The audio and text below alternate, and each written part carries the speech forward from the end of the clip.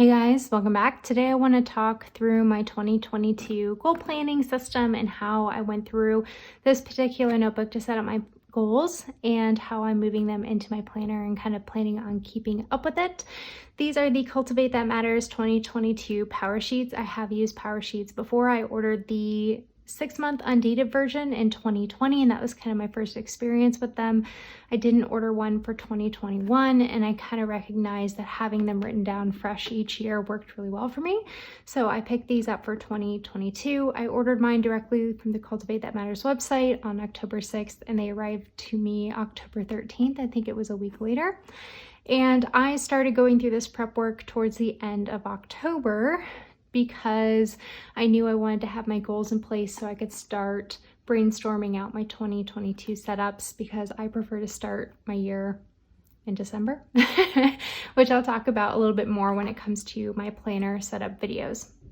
But I don't want to flip through every single page of this particular notebook, but I want to just kind of high level talk through how I filled them out this year and the things that I will be doing to kind of ensure that I stay up to date with these and keep them in mind as I go throughout the months of 2022.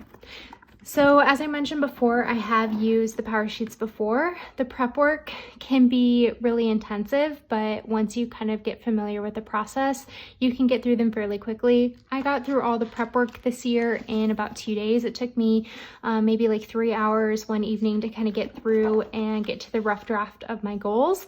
And then the next day I came back and I actually broke down my goals into my subtasks and filled in my timeline so that I knew what I would need to be achieving each month to knock out these goals by the end of November of 2022. A couple things I did differently this year that I haven't in the past is I filled out pretty much this entire thing in pencil, and that was a really liberating experience for me this year. When I came to filling out my Power Sheets, I think I was way more honest with myself, knowing that I could erase it if I didn't want to keep it there, and I would highly recommend just filling these out with a pencil. It makes, I don't know, for me it was a game changer, and I would really recommend trying that yourself. I think the other thing that I did differently this year than I have in the past is I did a mind map pretty much wherever I had the space to do so, because I find that mind mapping works for my brain just a little bit better, because I can do all this spin-off thoughts and then go through and kind of evaluate what stood out to me at the end of it versus just kind of listing things. I felt more creative with this, and it felt more true to my thought process. So I definitely liked doing that throughout the year. They renamed these categories this year, I think just a little bit, and I think they do that every year, but it gives you an opportunity to kind of give yourself a score out of 10 for each of these 8 areas of your life, and then kind of write down why. I like that it has you review last year to see what worked, what didn't work, who you were grateful for, and what you learned. I think this was a really good question for me. And again, they give you lines to fill out, but I mind mapped whenever possible. This is the page I would love to talk about really quick, because to me this page is worth the money every year. It has you sort of think about what are the boxes that you've put yourself in. So what do you label yourself as? What are your stereotypes? And how could that potentially be holding you back? In 2020, the word that I realized for me, that I always say that I am unathletic, I am uncoordinated, and that I am not competitive. And because I've labeled myself as that, if something requires athletic ability, I won't even try. And if you can flip the script on how you talk to yourself about that, it was just really eye-opening how much that could change for me. So now I say things like, I am capable of being athletic. I enjoy listening to music and moving my body. I am worthy of attempting to get stronger. And over the years, I found like, hey, I'm very comfortable saying I'm an athlete. I'm not a great athlete, but maybe we'll work on that great for 2022.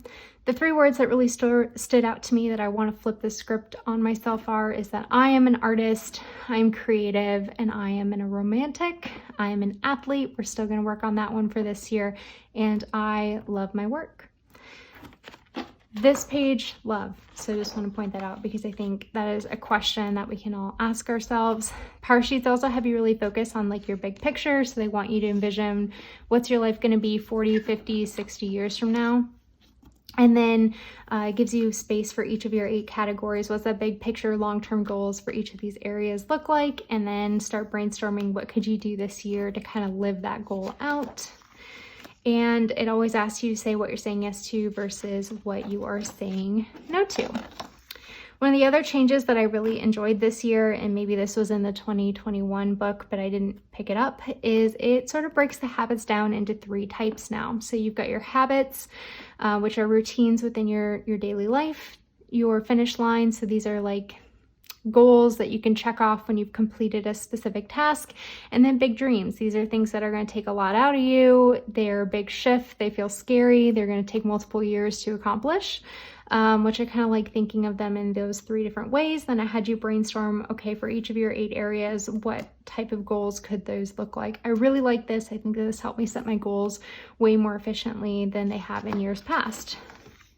So I landed with 7 goals for 2022, and I'll be writing them out in my setup so you can see them in more detail.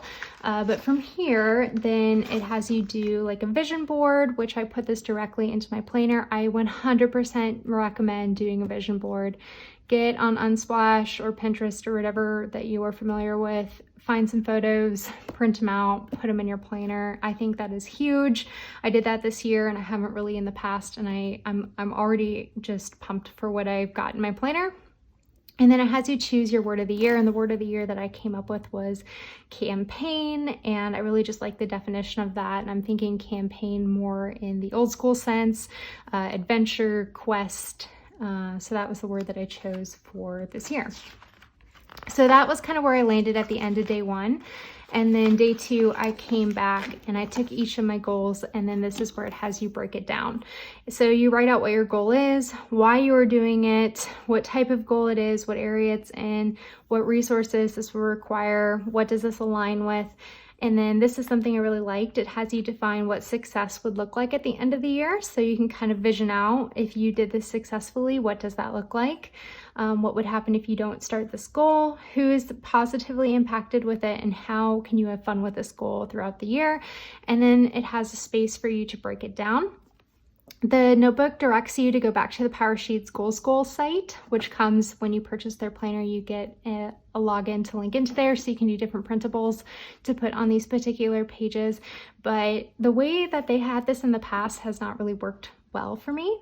So what I ended up going for was sort of a hybrid with the Passion Planner Roadmap method, where essentially what I do is I write down what my goal is, and then I take 5 minutes and I write down everything that I would need to accomplish to successfully accomplish that goal. I went through all 7 of my goals the same exact way and just mind mapped out everything that I would need to do.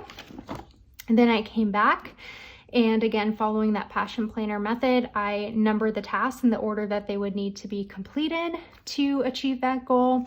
And I did that again for all 7. And then I bump over to my yearly overview. And this is where I assign monthly due dates or targets to each of my goals. So again, I noticed, I'll say it again, I guess.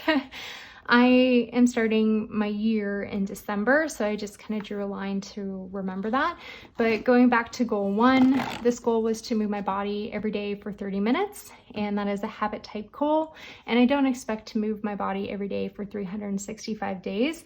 But from here, I broke this down into what I would need to do. I would need to create a tracker to see how I'm doing.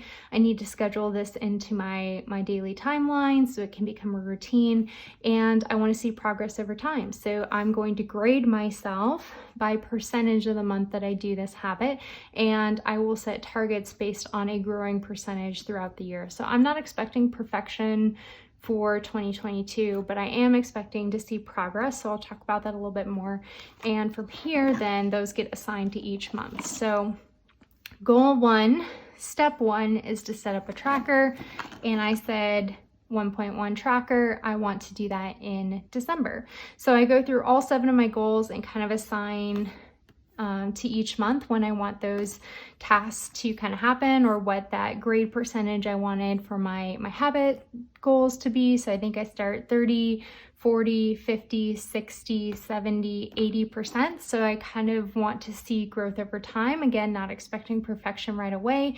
And then what I will do is when I do my monthly planner setup, I will come here and look at what I need to accomplish for December, take those and put them directly into my planner as my goals for the month. If they are date specific, I will put a due date for each of these on my planner specifically.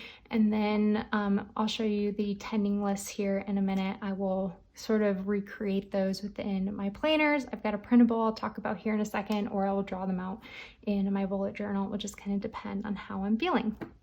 And again, I like that I did this in pencil because throughout the year, every quarter, you have an opportunity to refresh your goals. So every 3 months, it has you kind of go through, reevaluate what you're doing with each area and kind of what you're saying yes to that quarter, what you're saying no to that quarter. And if you kind of need to redefine any of your goals, refresh the wording, let one go. Maybe something major has happened in your life and you want to start a new goal, or you need to pare back.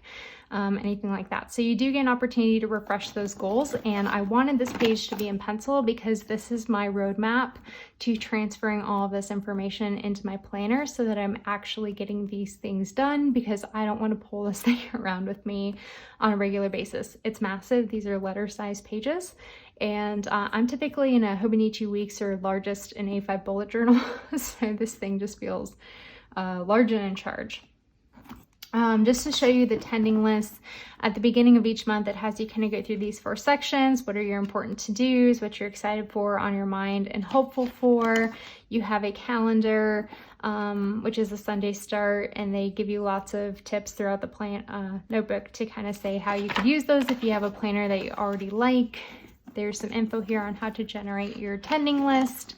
And then you move kind of into your brainstorm and your tending list. This year it has you break down what are your monthly ideas, weekly ideas, and daily ideas, and then kind of filter through that and then actually fill these out here. So you've got a space for encouraging words, your priority for the month, monthly action items with the progress bar for you to kind of check in, weekly action items if you can check them off, and then daily action items and habits. And you've got 1, 2, 3, 4, 5, 6, 7 spaces for that. And then at the end of each month, it has you do a quick review, what you're grateful for, good things, what I'm reading or listening to, goals that are growing well, favorite memories, what's not working, what you're saying no to, and what you're saying yes to. And then it kind of repeats throughout the end of the year.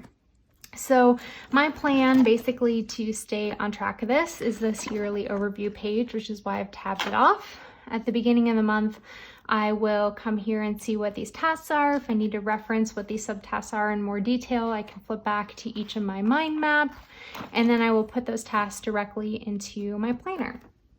So this year I did use this a little bit. This is a printable from SM Plans. I think she's got a new shop now. It's like Shop SM Plans, but this is a pocket size insert. It is her monthly plan insert. I will list that down below for you guys. And essentially it's a mini tending list. I did look recently and she actually has like a Hobonichi week size printable now versus just using another one and resizing it. This is the pocket. I just glue these into my planner. I print them out.